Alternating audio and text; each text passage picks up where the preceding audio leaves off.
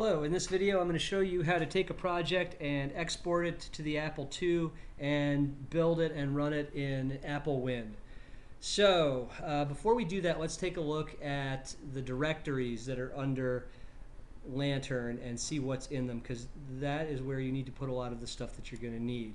So the build scripts assume that you have an Apple II folder and that you've got Apple Commander in there, the jar file, and Apple Win. If these are in other places, you can just change your build script to look for them elsewhere. That's not going to break anything. And there's a bin folder that has, there's a lot of stuff in here because I'm building for all sorts of different platforms. However, you can see I have Merlin 32. The Merlin 32 assembler is in this folder. And what else have we got? We also have a Merlin 32 folder, I believe. Merlin 32, this is where the library files for Merlin are.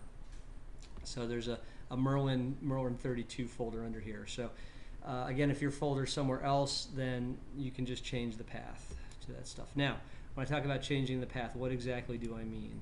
Well, the way this works is, for example here, when you build an Apple II project, all the stuff from Apple II Merlin gets copied into your folder, and all of the 6502 common stuff gets copied into your folder, and then it gets there, and along with the build script, and then you run the build script and it munges all that stuff together.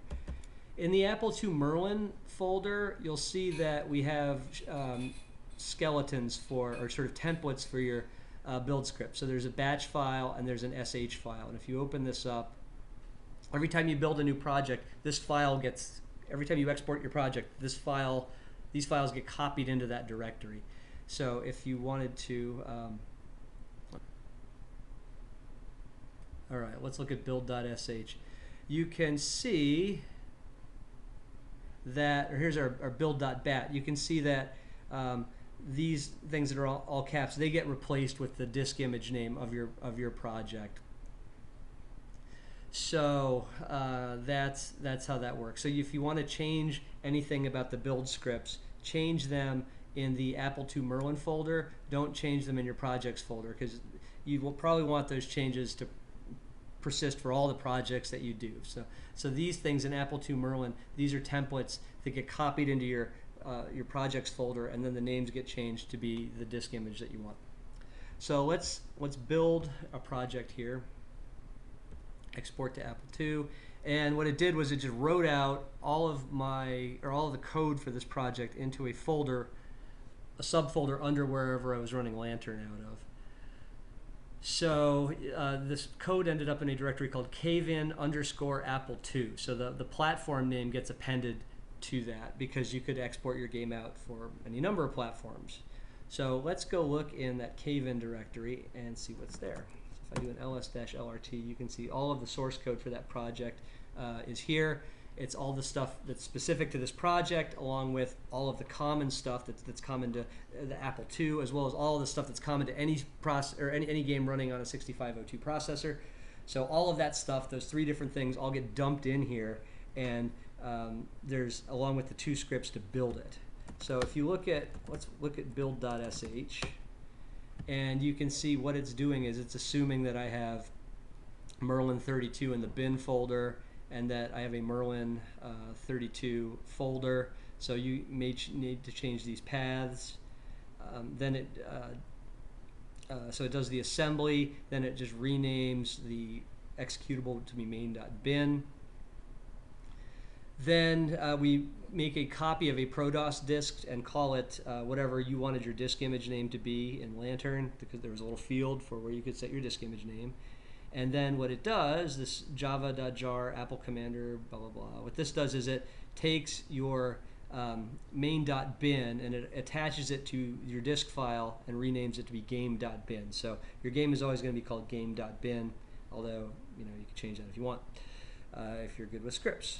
And then these last two lines I put in for my own convenience. You can either delete them or change them. I copy the disk image to my ADT Pro directory, and then I also fire up Apple Win, because when I'm doing this, I probably want to test it right away. So you can see that there's an assumption about me having certain utilities. There's an assumption that the Merlin 32 is in the bin directory, that I have the Merlin library. There's an assumption that Apple Commander is in the Apple II directory, and there's an assumption that Apple Win is in the Apple II directory as well. And then once I've got this, all I have to do is just do build.sh. It assembles the code, attaches it to the disk image launch Apple Win, puts it in my ADT Pro directory, and then to start up the game, I just do brun game.bin. So there's my game. Cool. All right. Now, what happens if I don't have Cygwin or I'm not running under Linux or whatever? What happens if I'm just running on DOS? It's not called DOS anymore, is it? What do they call it? The command prompt?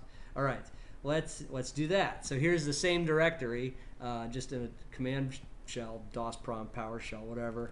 And if I do ls-lrt, see all the same files are there, and I have build.bat. Build.bat is just functionally the same thing. You know, more build.bat. Will this work? You know, it's always there it is. So you can see it does the same thing. It just runs Merlin, copies a blank disk over to be called Adventure, then it attaches your game to Adventure, then it renames Adventure to be whatever you wanted it to do, and then it fires up Apple Win. This script doesn't appear to be copying it to my ADT Pro directory. So you can just tweak these paths as you need to. And same deal, I will just do build.bat. You can see assembles the code, unable to capture print screen key. I don't know why it did that. And hello, let's reboot. Where's my disk? Oh, you know, was I running it? I was running it in another emulator. That's why. So there's my problem.